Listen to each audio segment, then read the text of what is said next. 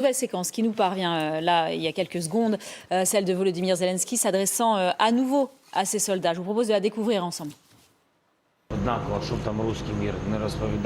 soit le message que raconte la paix russe, et partout la douleur, la malheur est le même qui nous a été causé par ce voisin. Aucun État ne devrait pas avoir de tels voisins. On voit le champ de désolation qui reste après leur passage. Et la question n'est pas seulement le Donbass. Ici, dans le Donbass, on défend toute l'Ukraine. Parce que, une fois franchi le Donbass, ils le feront à d'autres villes et villages de l'Ukraine. Ils ne supportent pas tout ce qui est ukrainien. Je suis 100% sûre. C'est sur vos épaules que repose la défense de toute l'Ukraine. Je vous souhaite d'être stoïque, d'être courageux. Gardez cette résilience, ce stoïcisme, parce que dans l'histoire, il n'y a que les vainqueurs qui restent. Je vous souhaite de tout mon cœur, de toute mon âme. Et quand il y a les faibles, les gens plus faibles parmi vous, les jeunes, ceux qui sont récemment mobilisés, prêtez-leur votre épaule. Merci beaucoup pour cette traduction en direct de Volodymyr Zelensky. C'était il y a quelques heures, juste avant ce 12-15. Discours, Vincent, de vérité. On n'est pas dans le panache, on n'est pas dans la com, là. Il s'adresse à ces hommes, mais il y a une vraie portée. C'est-à-dire qu'on sent bien que Zelensky cultive ce qui a été sa ligne de conduite depuis le départ, c'est-à-dire de marquer à chaque fois que c'est possible le contraste entre la fluidité qui est la sienne et la raideur du Kremlin. Si vous mettez en perspective quelques concepts comme ça, vous avez la proximité du front brûlant et des hommes par rapport à l'éloignement. Vous avez la mobilité par rapport à l'immobilisme, donc le mouvement. Vous avez la modernité de la communication par rapport à l'archaïsme apparemment incurable de la propagande de russe. Donc il le fait, je crois, parce qu'il sent que c'est nécessaire, mais parce qu'il a aussi conscience que c'est cette posture qu'il a adoptée d'emblée qui lui a permis d'acquérir une stature planétaire alors qu'il était inconnu de 98% de nos contemporains avant le déclenchement de l'agression militaire. Magali, elle est importante cette phrase. Ici, dans le Donbass, on défend toute l'Ukraine. Oui, parce qu'en fait, il est en train de donner du sens au combat de ces hommes qui, à Bakhmout, se battent depuis des mois. Vous savez, on a tendance à dire à Bakhmout, ça a une importance très symbolique, mais finalement pas si stratégique. Là, il remet quand même l'importance de Bakhmout pour ces hommes qui perdent leurs compagnons d'armes chaque jour en disant finalement, c'est sur vos épaules que repose la défense de tout le Donbass et au-delà de l'Ukraine. Parce que si vous les laissez avancer là, eh bien, ils poursuivront leur avancée sur tout le territoire ukrainien. Et c'est vrai que ces hommes qui l'écoutent doivent recevoir ce message quand même 5 sur 5, comprendre... Certes, le sacrifice est énorme, mais comprendre l'importance du combat qu'ils sont en train de mener, c'est important aussi dans ces moments qui sont difficiles pour les Ukrainiens, d'insister sur l'importance, la valeur de ce combat qu'ils sont en train de porter, avec toujours cette insistance chez Zelensky sur le rôle du héros. À chaque fois qu'il va sur le front, il pointe vraiment son discours sur l'héroïsation de ces hommes, d'où aussi évidemment les décorations. Mais c'est une façon vraiment de remercier, mais de dire à quel point ce qui se passe à Bakhmout est important pour la suite. L'enjeu, me semble-t-il, est au moins autant de priver Moscou d'une victoire que d'acquérir un fait d'armes de plus pour l'Ukraine. Pourquoi ? Parce qu'une victoire dont pourrait se prévaloir l'état-major russe, Poutine lui-même, ce serait la validation d'un virage stratégique qui a été imprimé par Sergueï Sourovikine, le général qui est aux commandes de l'opération militaire spéciale depuis maintenant 6 ou 8 semaines. Et puis, ce serait en fait casser une dynamique.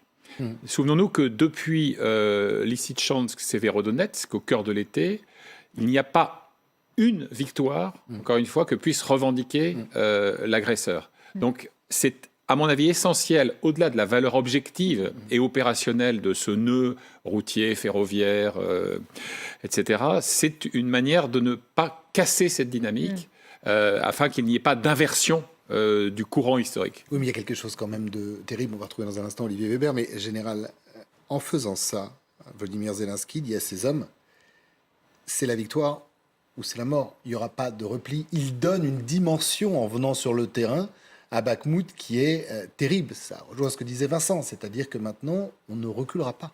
On ne se posera même pas la question. C'est un débat qu'on a eu depuis 15 jours sur l'importance, alors stratégique, pas militaire, mais politique ou symbolique, de Bakhmout. Parce que Bakhmout, il n'y a rien, et il n'y a plus rien. Aujourd'hui, on voit bien qu'il y a la concentration des efforts russes sur cette ville, que la concentration des efforts de résistance des Ukrainiens a été mise en place et valorisée finalement par ces images qu'on vient de voir. Oui, effectivement, alors est-ce qu'on peut aller jusqu'à dire la victoire ou la mort? Je dirais brutalement, on pourrait dire que oui. Puisqu'en fait, il annonce indirectement qu'il ne donnera pas l'ordre à ses troupes de se retirer comme il l'a fait ailleurs. Il leur dit de tenir jusqu'au bout. Donc on est dans la durée du combat, et finalement, de l'autre côté, ça va être pareil aussi. Et on va voir qui va céder le premier. L'Ukraine que vous défendez, tout est dit.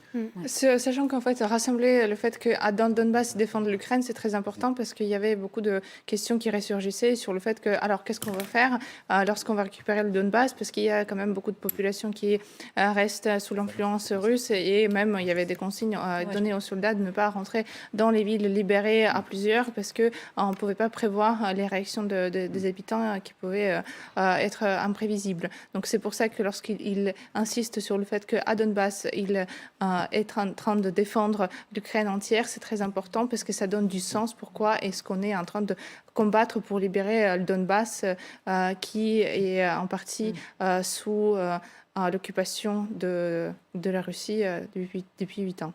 Alors, autre séquence qui nous est parvenue de ce déplacement de Volodymyr Zelensky aujourd'hui à Bakhmout, des réponses aux questions que pouvaient lui poser des journalistes.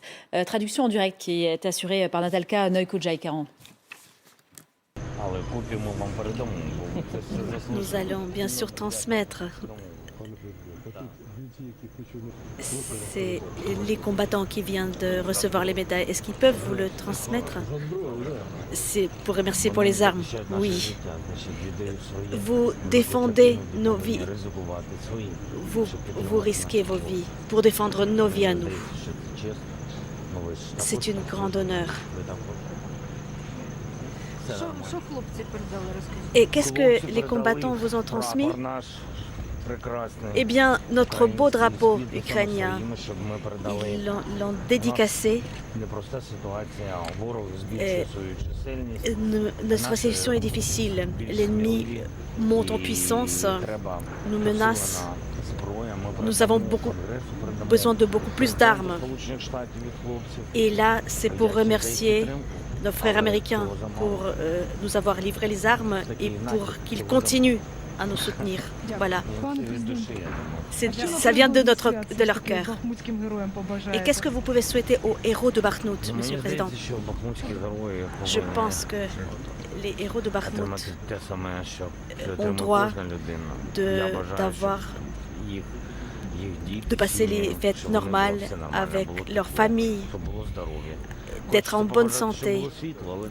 On voudrait leur souhaiter de la lumière, mais avec la situation actuelle, avec des coupures, c'est difficile, mais c'est la lumière intérieure qui compte. Merci pour cette traduction, toujours en direct. Avant de vous retrouver, Olivier Weber, juste parce que vous n'étiez pas là tout à l'heure, Général, l'histoire de ce drapeau, ce sont des combattants de Bakhmout qui ont signé le drapeau ukrainien, qui l'ont remis au président Zelensky pour qu'il le remette aux alliés, aux amis américains, en remerciement, aux frères américains, vous avez raison, en remerciement des armes qui servent à combattre sur le terrain. Et il y a aussi une portée symbolique. Oui, et puis moi j'ai une petite phrase dans la traduction, la montée en puissance russe. C'est ce qui a été dit à un moment donné, si j'ai bien entendu. Ça veut dire qu'en fait, on est sur le terrain actuellement en montrant que oui, vous vous battez, oui, vous résistez, mais que la montée de la pression est là, ce qu'on ne voit pas forcément sur le terrain actuellement, mais là.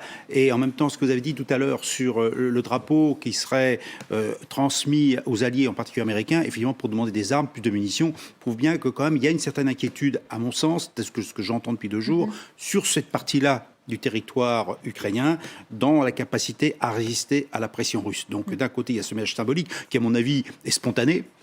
Ensuite, ce qu'a répondu le président Zelensky, quand même, et puis sa présence. Donc on revient à l'ensemble des questions qu'on a posées depuis tout à l'heure. On ne vient pas par hasard sur un champ de bataille au contact de l'ennemi comme cela. Donc on sent quand même qu'il y a une certaine inquiétude. Jean-François Boutor est avec nous, on l'en remercie, spécialiste de la Russie, auteur de Poutine, La logique de la force, aux éditions de l'Aube. Jean-François, on se connaît bien, vous êtes souvent sur ce plateau. Bonjour.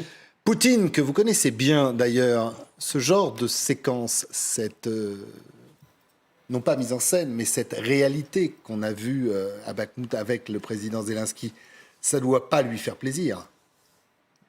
Bah, écoutez, d'abord cette séquence, elle est extrêmement émouvante parce que l'humanité dont témoigne Zelensky dans ces circonstances, parce qu'il sait qu'il parle à des soldats qui sont en très grand danger en réalité, hein, qui sont sur la ligne de front et sur une ligne de front très dure, la plus dure sans doute de toute cette guerre en ce moment.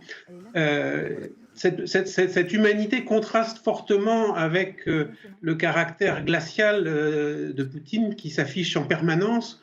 On l'a vu encore récemment dans une espèce de réunion avec son état-major, Shoigu, Gerasimov et autres, en train de discuter des plans d'une éventuelle contre-attaque qui pourrait avoir lieu au début de l'année. C'est pas du tout la même vision qu'on a. Je pense que pour Poutine, ça accroît le contraste entre la nature de son régime et ce qu'il voudrait faire disparaître et qu'il prétend être un régime nazi, xénophobe, violent, etc. Au contraire, on voit un chef de guerre près de ses hommes, qui comprend leur douleur, qui comprend les risques, et qui il fait pas de la câlinothérapie, il vient partager la gravité du moment. Et on n'attendait pas ça d'une certaine manière. On avait vu, on était tout à fait ébahis par sa venue à Kherson après la victoire remportée à Kherson, dans une ville qui n'était plus le théâtre de combat. Et là, c'est un pas supplémentaire. Il peut pas être plus près du front qu'il ne l'est là. Et ça, c'est vraiment pour Poutine, comment dire, c'est presque un affront d'une certaine manière. Ça montre l'impuissance dans laquelle se trouve Poutine dans la situation qu'il a déclenchée lui-même. Alors, Jean-François, restez